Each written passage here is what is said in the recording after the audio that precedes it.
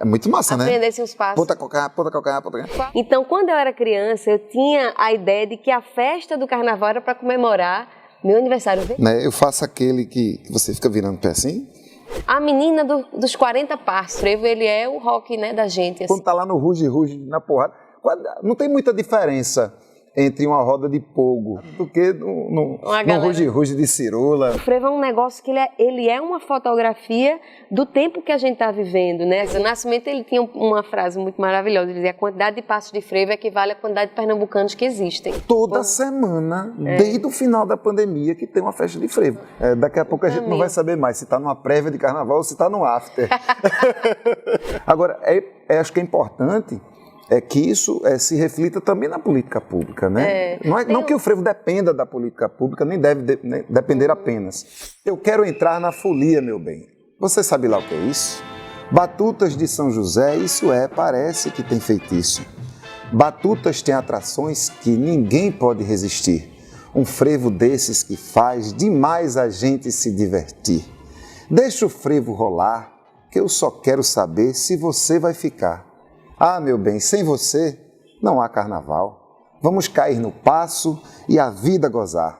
É o fraco hino dos Batutas de São José? Salve o Carnaval do Recife, salve João Santiago. Hoje a gente continua a temporada especial do nosso programa e o mote está dado. No frevo, o poeta diz que sem você não há carnaval e abre a porta para a pergunta.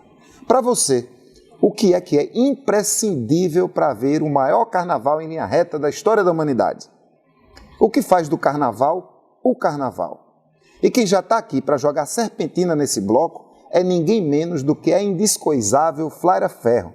Segue o estandarte e bora de papo?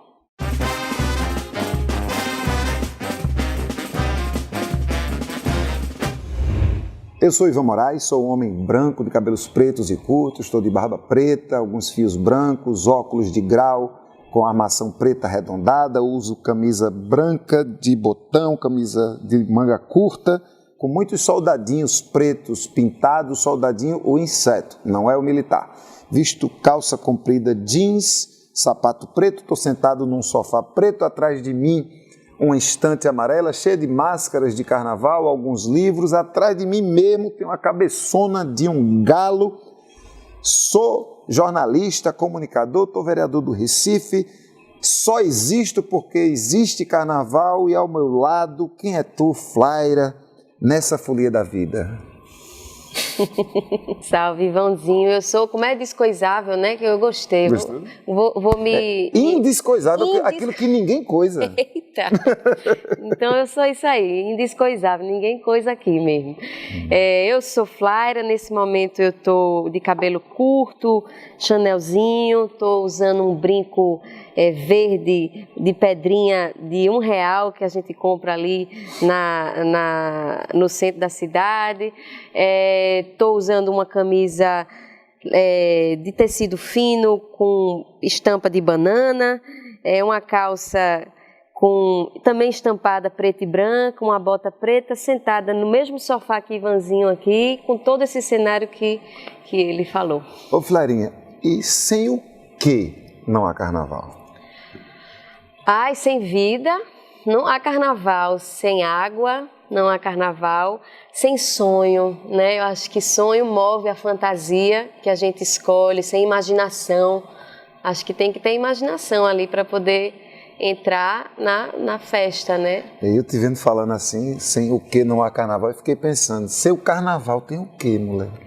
Meu carnaval tem frevo de todas as categorias, de bloco, de rua, canção.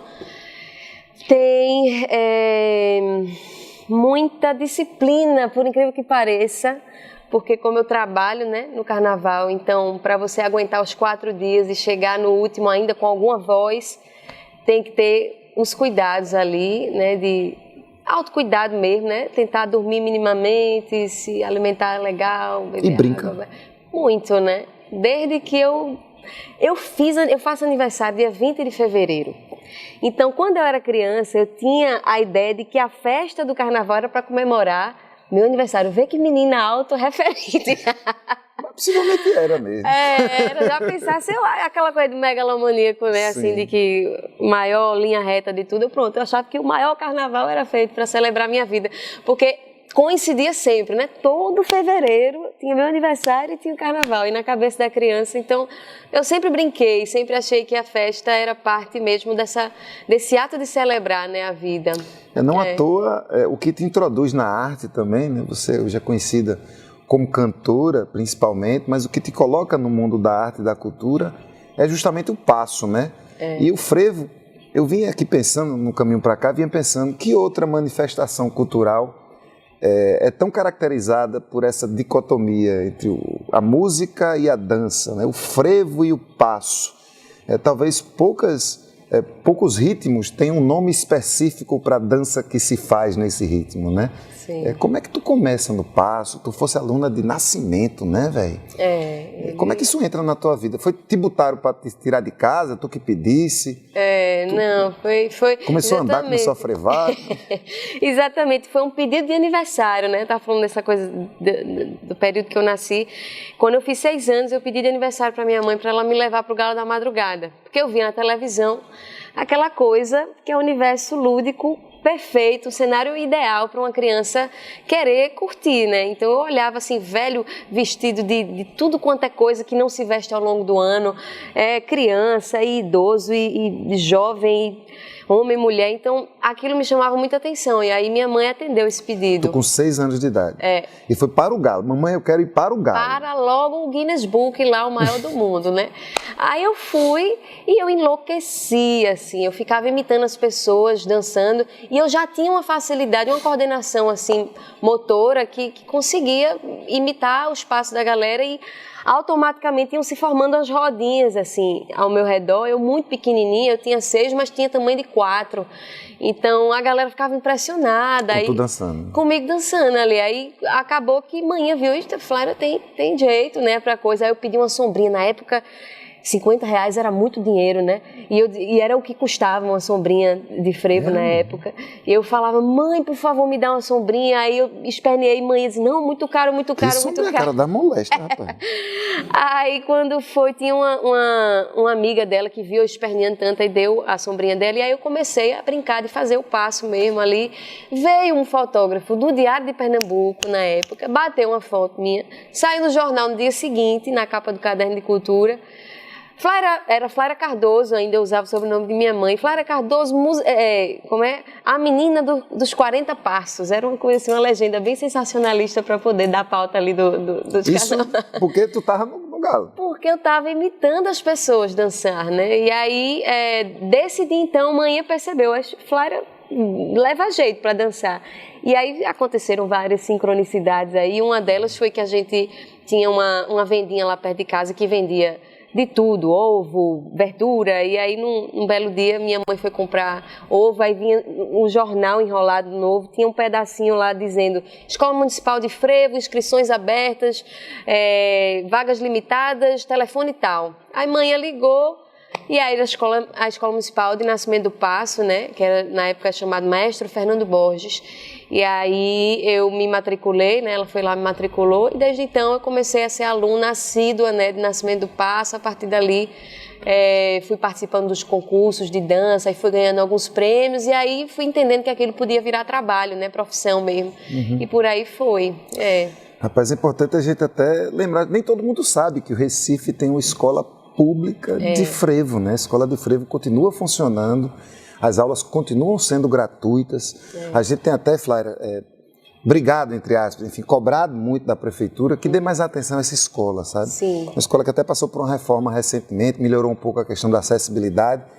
Mas note que para fazer as apresentações, por exemplo, talvez no outro tempo já fosse assim, os próprios alunos e alunas têm que correr atrás de fantasia, as sombrinhas de frevo. Então, às vezes, você tem até a possibilidade de aprender gratuitamente, mas quando chega na hora de fazer uma apresentação, quando chega na hora de talvez a prefeitura chegar junto para garantir a estrutura de um espetáculo, ou mesmo enfim, das entregas, né, das apoteoses do frevo, acho que a gente ainda está...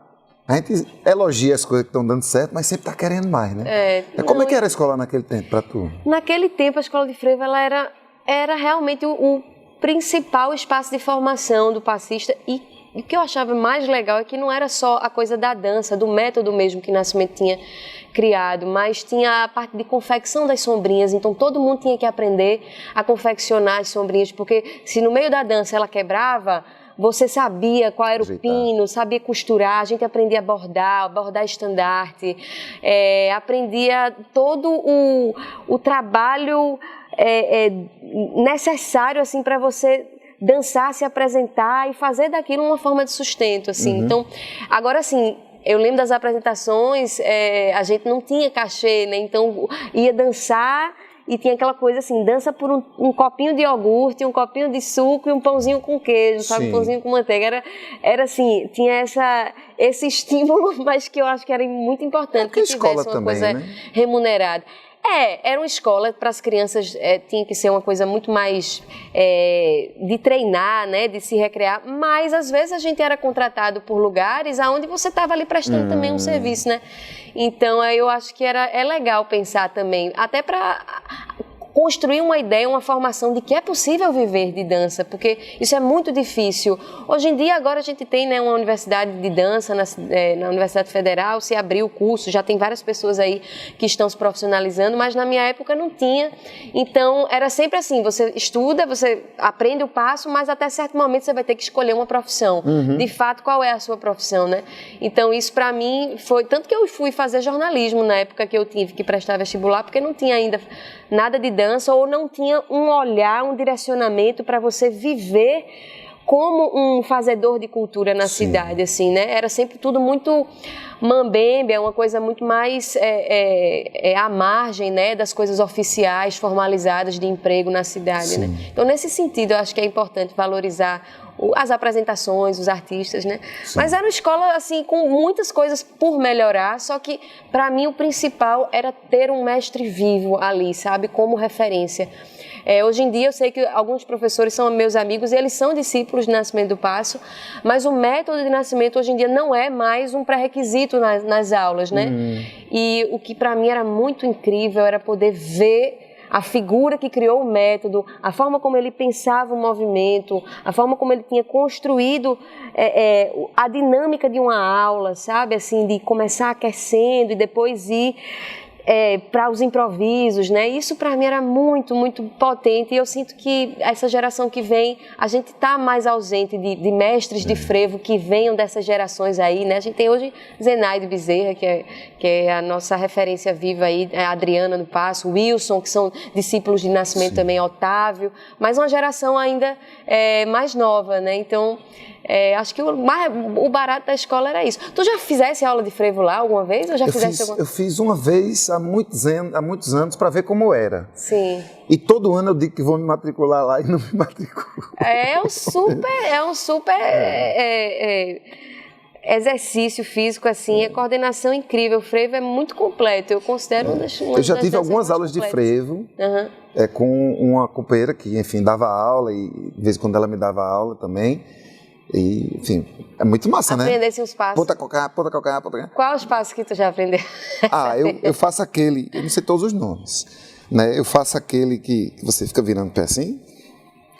Né? O... É ferrolho? Não, ferrolho é com calcanhar. É o parafuso? Parafuso. Sim. Tem aquele que você agacha e levanta, sempre fazendo assim, trocando. Tramela. Não sou zero, não. A tesoura, eu arrisco a tesoura. Tesourinha. O tramela desses aí é o mais difícil hoje, né? Quem faz, quem agacha pra tramela. Tem que ter perna, né? Normalmente eu faço quando eu já tô daquele jeito que eu não sinto mais dor. Sim, adormeceu já as articulações. Mas eu vi você falando do mestre e acho que o passo tem outra coisa que também é interessante e que deriva um pouco da juventude do frevo, né? A gente está falando de um ritmo que tem pouco mais de 100 anos, né? Talvez nossos bisavós talvez tivessem tido a oportunidade de ver o nascimento, né? Com certeza. O entrudo, né? O frevo quando nasce a partir das orquestras militares tocando dobrado, os capoeiros fugindo da polícia. Sim. Isso é muito recente. Nascimento talvez tenha sido o primeiro mestre de passo. Né? Egídio Bezerra. Ele viu muito disso acontecendo, né? Sim. Ele foi um dos pioneiros mesmo. Foi, como eu disse, a primeira pessoa a criar um método de ensino de frevo. Antes ele dava aulas nas praças, né, nas ruas. E aí ele, com o tempo, né, e também com o processo de construção assim, da cultura aliada ao poder público, foi quando ele conseguiu inaugurar a escola de frevo, acredito que em 1996, se eu não me engano. E foi justo nesse período que eu estava com 6, 7 anos, então eu entrei bem no comecinho ali da escola, mesmo formalizada.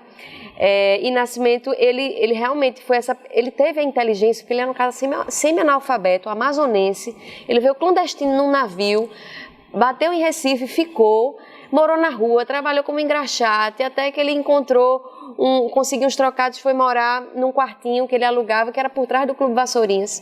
E ali ele começou a viver, acordar, dormir, ouvindo frevo, e começava a ver as pessoas dançando, e pessoas querendo aprender, não sabia como, e ele tinha essa inteligência de conectar o passo a um nome. Então ele começava a dar nomenclatura a alguns movimentos para poder facilitar a didática daquilo, né? Vamos fazer aqui. Que não tinham nomes. Não tinham nomes. Ele foi catalogando vários... Centenas, né? Tipo, mais de 200 nomes de passos diferentes. Então ele foi, nesse método, ele saiu dando nome a coisas que já tinham nome, mas ainda não tinham sido formalizadas ou instituídas assim como uma forma de ensino, né? Então ele dizia, não, aquele passo ali parece com uma dobradiça, aí aquele passo ali parece um trem-bala, um metrô ali subterrâneo, e aí tem passo assim, metrô subterrâneo, trem-bala. Metrô subterrâneo. Que coincide com esse período da Revolução Industrial, né, ali acontecendo a todo vapor, fins do século XIX, XX. Então, tem todo esse imaginário da urbanização, do processo de urbanização do Recife, né, que está no nome dos passos. Eu acho isso, assim, a maior prova de que o frevo é um negócio que ele é uma fotografia do tempo que a gente está vivendo, né, assim, ele é um registro, assim, corporal, estético, visual, auditivo, de uma época mesmo, né, e que está se atualizando como uma cultura que é dinâmica, sim, né? Podem surgir passos de frevo agora e você pode dançar sem saber também, né? Exatamente. Não é obrigado a saber dançar frevo, para dançar frevo não. Com certeza. Nascimento, ele tinha uma frase muito maravilhosa, ele dizia, a quantidade de passos de frevo equivale à quantidade de pernambucanos que existem. Né? Ele tinha muito essa ideia de que a espontaneidade, ela constrói a dança. E a repetição de certos movimentos vai construindo a palavra, né? Que é o passo em si. Sim. Mas, assim, é uma construção de repetições desses movimentos contorcidos que vêm dessas fusões com a capoeira, que vêm da relação com os povos originários, que vêm com a relação de todas essas influências, né? Das polcas, dos dobrados, do machixe. Então, esse corpo ali, preto, indígena, urbano, ele vai construindo uma dança que, ao se repetir certos movimentos, vão virando nomes de passos. E aí, então assim, não tem uma coisa, não, para saber dançar, precisa fazer... Porque não faz parte da história do frevo. O frevo, ele tem essa coisa muito do improviso, da força da magia daquele instante que vai se reproduzindo nas individualidades e fazendo o grande coletivo, né? E tu mesmo tirou uma onda já com o frevo, né? Mais na frente, o frevo num palco de teatro, né? Como foi o nome daquela peça que eu assisti sua? O espetáculo, o frevo é teu. O frevo é teu, O frevo é teu. O frevo é teu, Ali tem uns negócios, isso não é frevo, não, isso é frevo. Isso aí ela inventou, isso aqui ela tirou de sei da onde. Tinha muita coisa de experimentação ali, com coisas diferentes, né? Nem toda música era frevo. Era. Claro, era uma pesquisa que eu estava fazendo na época, junto com Bela Maia, e a gente estava num estudo sobre entender, né, o que é deslocar um pouco o frevo esse estereótipo da festa, da folia, da alegria, do colorido, e dissecar um pouco mais a fundo, assim, o que é esse corpo, o martelo, por exemplo, que é um passo, até ele virar aquele passo, qual é a etimologia daquele passo, sabe? Igual a gente vai falar da etimologia das palavras, da onde vem, de que contorção, de que peso, contrapeso, eram as piras da gente como buscadora da dança contemporânea e tentando investigar um pouco mais a fundo assim, a origem de alguns movimentos e sair desse lugar puramente turístico, né, e plástico, que o frevo também é, né? Mas antes dele se tornar isso, ele é uma cultura de natureza, de resistência, né? Assim, o frevo, ele é o rock, né, da gente, assim. Eu digo que é a coisa de rua que vem para afirmar identidades apagadas pelo grande império, né? Então, a partir daí vinham a formação dos clubes das troças, né? Os garis que queriam ter seu espaço na cidade, as cirolas, todos esses nomes de blocos, de clubes que são importantes, eles vêm dessa necessidade de, a gente não é só empregado e operário das fábricas, nós também temos desejos e vontades e necessidade de utopias, de alegrias, né? Então, por aí mesmo que vai. Tu falou agora, o frevo é o rock da gente. Aos 30 anos, eu lembro da música do Shake Tosado, que China cantava, que o hardcore brasileiro é o frevo. Né? Olha aí. E tem tudo a ver, né? Quando tá lá no Ruge, na porrada, não tem muita diferença entre uma roda de pogo num show de heavy metal, num show né, pesado, do que num ruge de cirula, né, no meio de um axé-pouco da vida, no Homem da Meia-Noite. Ali é hardcore, né? A galera do hardcore agora, mesmo. Você pode não ser mais hoje tão conhecida como a dançarina ou a passista, mas o frevo continua seguindo teu rock também, né? Eu tô lembrando muito de Revolver, que enfim, é frevo do começo ao fim, né?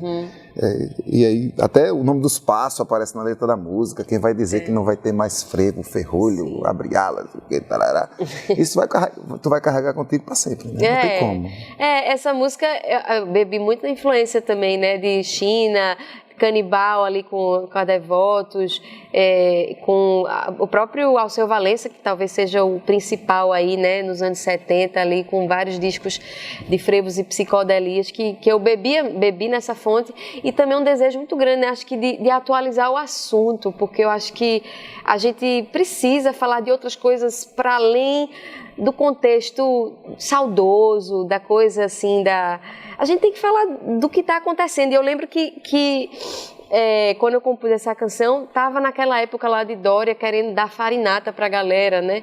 Em São Paulo, assim, dar ração, né? Para as pessoas com comida que estava para vencer. Achei aquilo tão absurdo.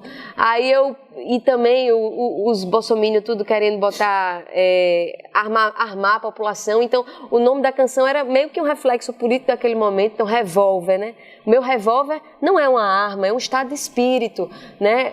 Era meio que desse lugar e também a relação de tipo, ninguém nessa terra vai comer farinata. Eu quero ver você dizer... Então, ter uma letra que pudesse falar do que a gente estava vivendo. Eu estava sentindo muita vontade, sabe, de ouvir coisas assim. Eu procurava dizer, não, velho, ao invés de eu procurar, eu vou tentar escrever. E aí é uma coisa que deu super certo, assim, a galera super gostou, porque Yuri Queiroga encontrou uma estética que já bebia ali da Frevotron, que é o grupo dele com o Spock e DJ Dolores também.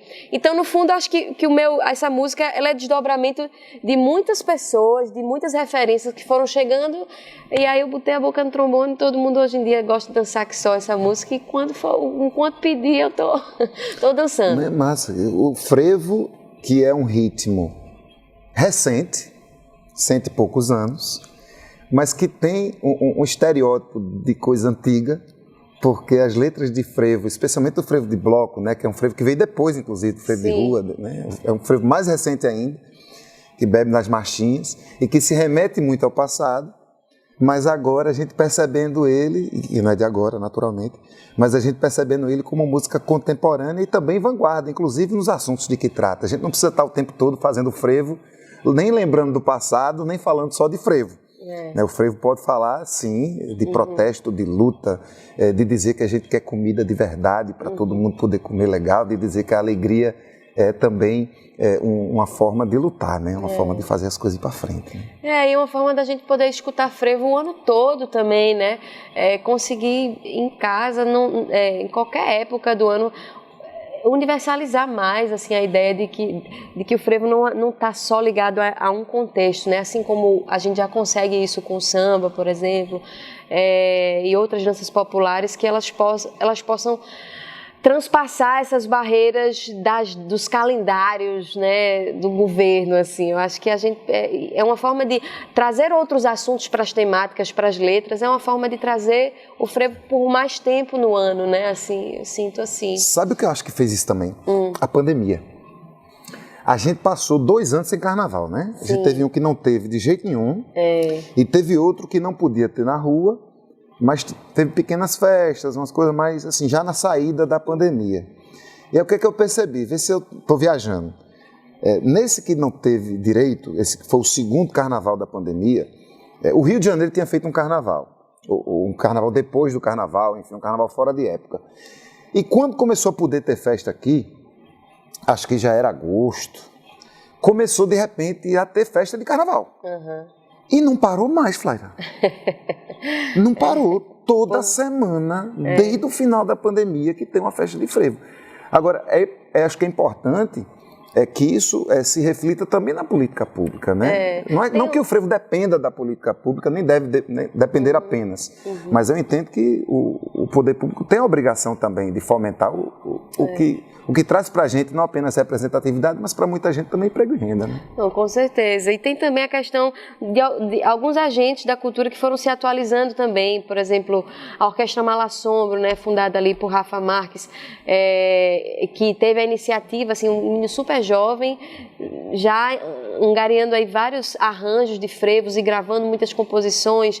Aí o surgimento também de outros artistas e, por exemplo, o Passo do Frevo com um papel fundamental. Sim, que aí é onde entra também, né, a manutenção que o poder público junto com as iniciativas privadas para poder sustentar pesquisas, né, sustentar estudos, né, das agremiações, oficinas, tudo isso ajuda a gente a estar mantendo a parada viva, né, muito antes do carnaval, assim. Então a gente vai ver, né, as prévias de Olinda estão começando cada vez mais cedo. Oxi. E tornando disso realmente um evento de vitalidade, assim, né, da gente aqui. Então eu acho que isso talvez isso, né, pós-pandemia mesmo, a galera começou a entender que isso pode virar uma... daqui a pouco a gente não vai saber mais se está numa prévia de carnaval ou se está no after. Flávia, vamos ouvir frevo o ano todo, mas agora a gente está no meio do carnaval. Né? A gente está aqui na semana pré, já tem gente brincando carnaval desde setembro do ano passado e daqui a pouco tempo a turma já desligou o telefone para cair na folia. Então a gente vai agora fazer um desafio. Certo. São 10 dicas de carnaval. Tu diz uma, eu digo outra. Tá. Bora lá? Bora lá. Para todo mundo que vai brincar o carnaval, que vai chegar no Recife, vai chegar em Olinda, que é onde tem carnaval, que vai saber como é que brinca direitinho. Vamos lá? Primeira dica, você. Beba água, muita água. Muita água. Segunda dica, olha, carnaval é de tênis, vice? Nada de levar de chinelo, sandália aberta, salto alto, deixa isso em casa. Carnaval é de tênis. Terceira dica, sem assédio, né, galera? Deixa a mulherada brincar de boas e vai na permissão que tudo dá certo. Deixa a mulherada em paz. Quarta dica, brincar de fantasia, né? Nada de... careiro, camisa... É fantasia. Inventa uma fantasia, bota a fantasia que tu vai brincar melhor. Quinta dica, ir curtir o frevo com o grupo Brincante das Ladeiras, que é um grupo maravilhoso lá de Olinda, com o Wilson. Acompanhe a programação com eles, que eles são maravilhosos. Sexta dica, o dinheiro da volta esconde na meia, que é para tu não gastar no meio do bloco. Boa. Sétima dica, não leve celular não, fique batendo foto, print na sua mente, curta mais a parada viva do que digital. Eu acho que a gente tem que viver a festa, não é mais para mostrar não, é para ser vivida. A oitava dica é a tua sétima levada ao extremo. Não leva nada para o carnaval que não possa ficar no carnaval. Nona dica, escova o dente na hora de dar um beijinho, leva um drops, um chicletezinho ali de boa, né, para poder deixar o negócio mais trabalhado na alegria. 10ª dica, pode parecer interessante, mas não experimenta nada que tu não conhece no carnaval. Vai na boa, vai onde tu sabe que vai dar certo. Boa. 10 dicas para o nosso carnaval. Solta a vinheta. A conversa da gente está chegando no final, mas vamos dar uns toques para a rapaziada que não quer deixar o assunto parar e continuar falando de frevo sem sair do bloco. A minha dica é o filme Sete Corações, um filme de Déa Ferraz, produzido há alguns anos, com 7 mestres do frevo que ainda estavam vivos naquela época. O filme foi feito na hora certa, conduzido por Spock, alguns desses mestres já não estão mais entre nós. Esses 7 mestres, durante o filme, fizeram um frevo inédito.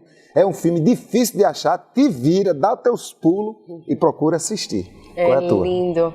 Tu viste já, né? Já vi, eu assisti na estreia, é maravilhoso. Maravilhoso, emocionante.